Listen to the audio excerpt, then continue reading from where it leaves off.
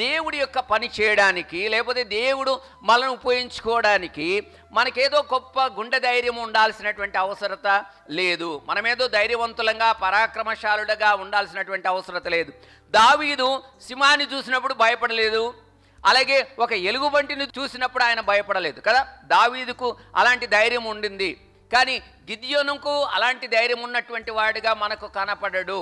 దావీదును దేవుడు ఉపయోగించుకున్నాడంటే చాలామంది ఏమనుకుంటారంటే సింహం వంటి ధైర్యం కలిగినటువంటి వాడుగా ఆయన ఉన్నాడు కాబట్టి దావీదును దేవుడు ఉపయోగించుకున్నాడు అన్న భావన. అందును బట్టి సింహాన్ని జయించాడు, దాన్ని చంపివేశాడు అన్నటువంటి భావన. ఎలుగుబంటిని కూడా చంపగలిగినటువంటి ధైర్యం ఉంది కాబట్టి అలాంటి వాళ్ళను దేవుడు ఉపయోగించుకోగలడు అన్నటువంటి భావన చాలామందికి ఉంటుంది. కానీ దేవుడు దావీదు లాంటి వారిని ఉపయోగించుకోగలడు, గిద్యోను లాంటి వారిని కూడా దేవుడు ఉపయోగించుకోగలడు. ఇది మనం జ్ఞాపకం పెట్టుకోవాలి. అనగా దేవుడు ఆ దినంలో ధైర్యవంతుడైనటువంటి దావీదును ఉపయోగించుకున్నాడు.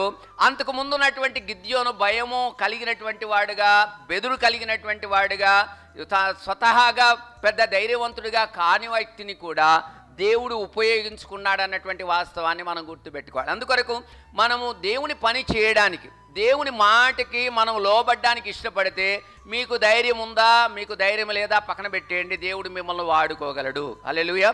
మనం ఎంత ధైర్యవంతులమో అన్న దాన్ని బట్టి దేవుడు మనల్ని వాడుకోడు. ఇది ఎప్పుడు గుర్తుపెట్టుకోవాలి. మీరు ధైర్యవంతులైనా దేవుడు వాడుకోగలడు, ధైర్యము లేని వారిని కూడా, పిరికి వారిని కూడా దేవుడు వాడుకోగలడు. ఇది ఎప్పుడు గుర్తుపెట్టుకోవాలి. వాస్తవానికి సీమోను పేతురు గొప్ప ధైర్యవంతుడని మనం మాట్లాడుకుంటాం కదా. వాస్తవానికి ఆయన ప్రధాన యాజకుడి ఇంటిలోనికి వెళ్ళినప్పుడు ఒక చిన్న పాప అడిగింది, నువ్వు యేసుతో ఉన్నటువంటి వాడవే కదా అని అడిగితే ఏమన్నాడు ఆయన? నేను ఆయనని ఎరగను అని చెప్పాడు. అవునా? ఎంత ధైర్యవంతుడో చూసారా సీమోను పేతురు గారు. ఆయన ఒక చిన్న పిల్ల అడిగినప్పుడు ఆయన ఒక ధైర్యంగా అవును నేను యేసు ప్రభుతో ఉన్నవాడని చెప్పగలిగాడా?